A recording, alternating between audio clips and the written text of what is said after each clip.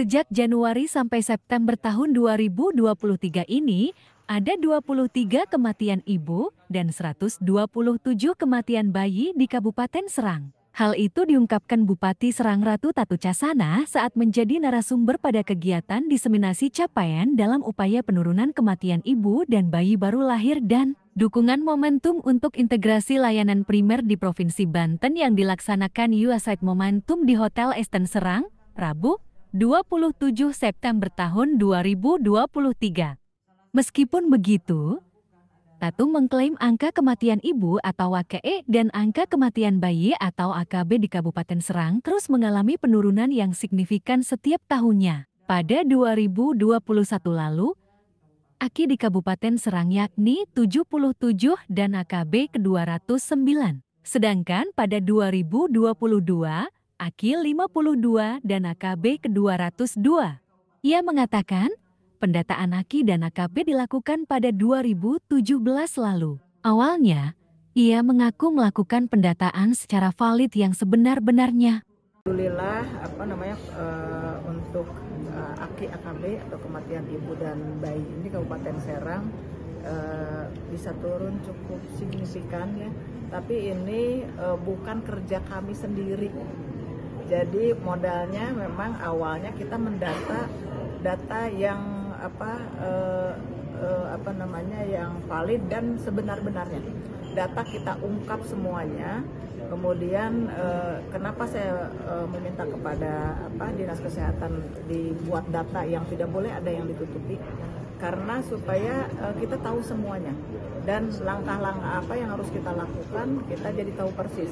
Karena dengan data yang salah nanti tentunya langkah kita juga akan salah penanganannya. Dan alhamdulillah dengan data yang kita ungkap dengan lengkap dari pusat, dari Kementerian Kesehatan turun dengan menurunkan mitra-mitranya, timnya, salah satunya dari USAID ya, dari Momentum USAID, kemudian juga dari provinsi juga turun, dan kami tentunya selain perangkat pemerintah daerah, kemudian juga ormas, organisasi masyarakat kita libatkan. Selain unsur pemerintahan, Tatu juga mengaku melibatkan organisasi masyarakat juga dilibatkan, termasuk organisasi-organisasi perempuan seperti Fatayat Anu, Muslimat Anu, dan Asia. Dengan kerjasama seperti ini, maka politikus Partai Golkar ini mengungkapkan progres penurunan AKI dan AKB di Kabupaten Serang lebih baik. Hanya saja, perlu ada konsistensi dari semua pihak agar penurunan AKI dan AKB di Kabupaten Serang bisa konsisten. Namun, kesadaran masyarakat masih kurang. Chief of Party USAID Momentum Asti Febriani mengatakan, selama ini USAID Momentum memilih daerah dengan populasi tertinggi dengan mempertimbangkan derajat status kesehatan masyarakatnya. Maka, seluruh kabupaten atau kota kecuali Kabupaten Lebak dan Kabupaten Pandeglang di Banten diberikan dukungan dalam upaya penurunan AKI dan AKB. Kementerian Kesehatan meluncurkan strategi baru, namanya transformasi kesehatan, fokusnya lebih pada integrasi layanan primer, jadi mulai dari puskesmas hingga ke posyandu.